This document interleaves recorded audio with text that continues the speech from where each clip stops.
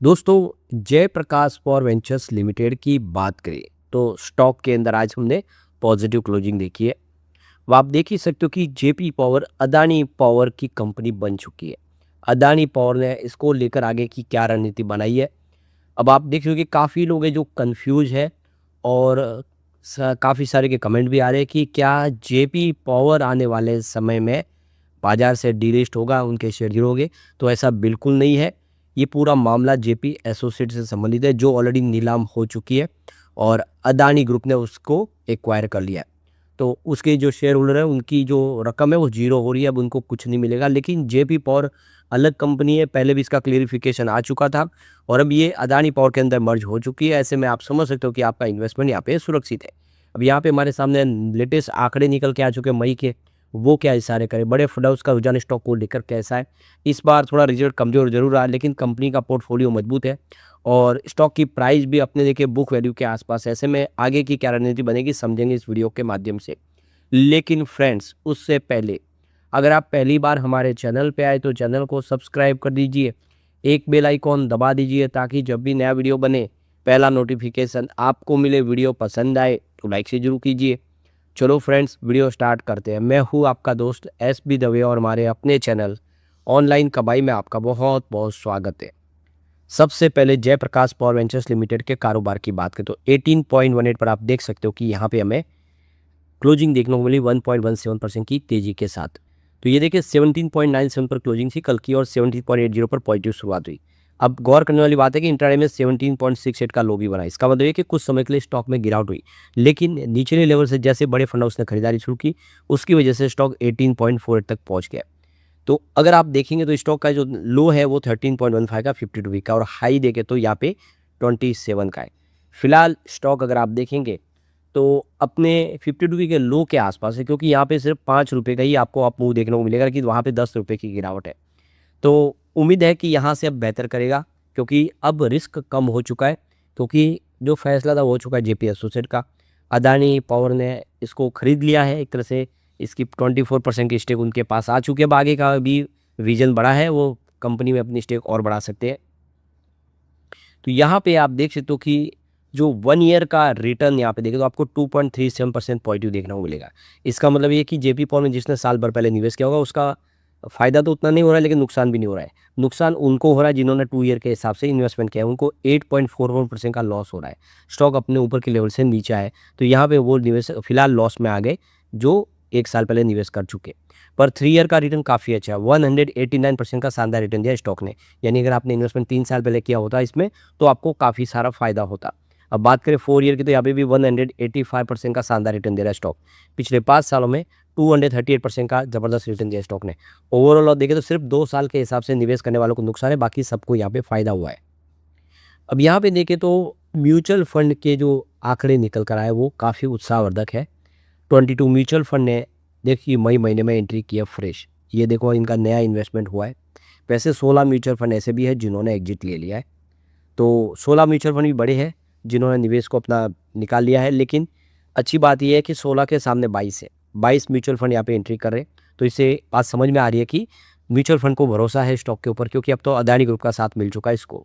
तो एक बार वो कौन से म्यूचुअल फंड है जिनको देख लेते हैं, जिनकी अमाउंट ज़्यादा है उसी को चेक करेंगे। तो निप्पॉन इंडिया स्मॉल कैप 250 ने यहाँ पे 16.36 करोड़ का एयूम किया है।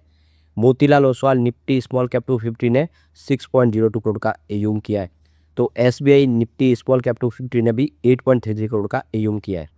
इसके बाद में देखें तो Jio BlackRock Nifty small cap ने भी 1.83 करोड़ का एयूम किया है। HDFC Nifty small cap 250 index ने 3.48 करोड़ का एयूम किया है। यहाँ पे एसबीआई का निवेश थोड़ा छोटा है। कुछ और म्यूचुअल फंड ने निवेश किया जैसे कि कोटक है, डीएसपी, इनका निवेश कम है, सबको डिस्कस नहीं कर सकते। तो यहाँ पे एडलवाइज निफ्टी स्मॉल कैप 250 ने भी 1.23 करोड़ का एयूम किया है। उसके बाद आप देख सकते हो कि यहाँ पे मीरे एसेट निफ्टी एनर्जी ने 1.15 करोड़ का एयूम किया है। मोतीलाल ओसवाल निफ्टी 500 ने 1.63 करोड़ का एयूम किया है। उसके बाद अगर आप देखेंगे तो यहाँ पे आईसीआईसीआई प्रू निफ्टी 250 ने यहाँ पे 3.60 करोड़ का एयूम किया है। फिर यहाँ पे आप देख सकते हो कि निप्पॉन इंडिया निफ्टी 500 ने 1.10 करोड़ का एयूम किया है। Motilal Oswal Nifty small cap 250 ने 1.13 करोड़ का एयूम किया है। और HDFC Nifty small cap 250 ETF ने 13.05 करोड़ का AUM किया है। तो इस तरह से बहुत सारे म्यूचुअल फंड ने जम के खरीदारी की है। तो यहाँ पे देखो कि अदानी पावर ने 24% की स्टेक ले लिया और उसके फ्यूचर प्लान काफ़ी ब्राइट है। तो 2,994 करोड़ रुपीज़ में JP एसोसिएट के पास से अदानी पावर ने उनकी हिस्सेदारी ले ली है, यानी 24% की जो हिस्सेदारी थी वो अदानी पावर की हो चुकी है। और इसके पीछे सबसे बड़ा मकसद है कि JP पावर का जो इस समय जो थर्मल इंफ्रास्ट्रक्चर का जो पूरा पोर्टफोलियो है वो अदानी के साथ मिल चुका है।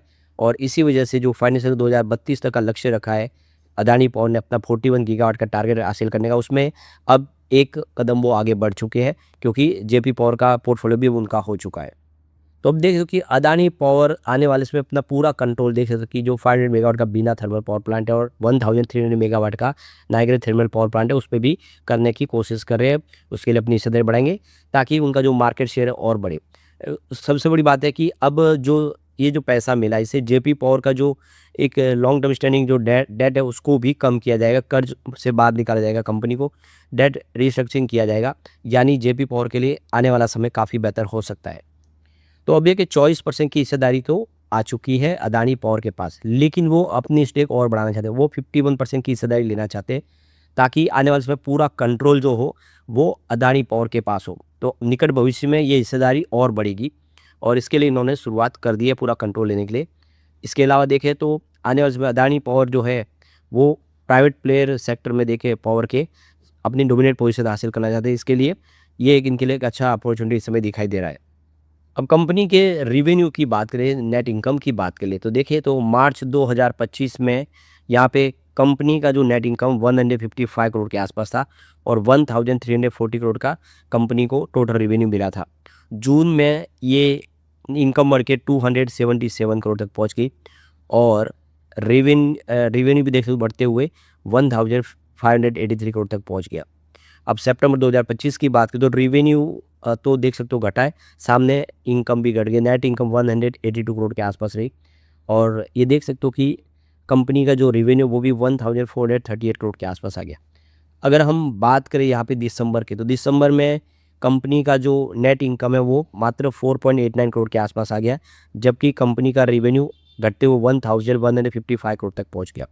अगर हम बात करें इस बार मार्च क्वार्टर की तो मार्च क्वार्टर में कंपनी को 23.35 करोड़ का एक तरह से लॉस हुआ है, कंपनी की इनकम गिर गई है, पहली बार आंकड़ा माइनस में आ गया है। लेकिन अच्छी बात यह है कि पिछले क्वार्टर के मुकाबले रेवेन्यू बढ़ चुका है, 1386 करोड़ के आसपास आ गया है और अब यहाँ से आगे बढ़ने की उम्मीद दिखाई दे रही है, रिजल्ट बेहतर हो सकता है। अब शेयर होल्डिंग पैटर्न देखें तो यहाँ पे जनरल पब्लिक की होल्डिंग 52.38% के आसपास है, प्रमोटर की होल्डिंग 24% है और FI की होल्डिंग 6.5% है, DI की होल्डिंग यहाँ पे 17.03% है और यहाँ पे देख सकते हो कि 79.20% के शेयर प्लेज किए हुए प्रमोटर ने, लेकिन अब ये छुड़ाए लिए जाएंगे। अब सबसे बड़ी हिस्सेदारी JP एसोसिएशन के पास थी 24% की, जो अब अदानी पावर की हो चुकी है। ICICI बैंक इसमें नंबर 2 पे जिनकी 9.97% की हिस्सेदारी है, बीच में उन्होंने कुछ अपनी स्टेक बेची है। नरेश चंद्र तलवार इनकी 5.02% की होल्डिंग है और ये पब्लिक के अंदर है। आप देखें इसके अलावा कैनरा बैंक मुंबई की भी यहाँ पे 2.44% की होल्डिंग है और life insurance corporation of India यानी LIC की भी 1.36% की होल्डिंग है।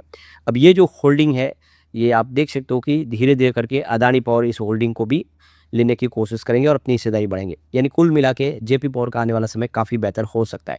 लेकिन फ्रेंड्स, कोई भी इन्वेस्टमेंट करने से पहले अपने फाइनेंशियल एडवाइजर से एडवाइस ले ले या अपना खुद का रिसर्च करें, क्योंकि मैंने वीडियो आपके एजुकेशनल पर्पज़ के लिए ही बनाया। वीडियो पसंद आए तो लाइक शेयर जरूर कीजिए और चैनल को सब्सक्राइब कर दीजिए। Thank you friends.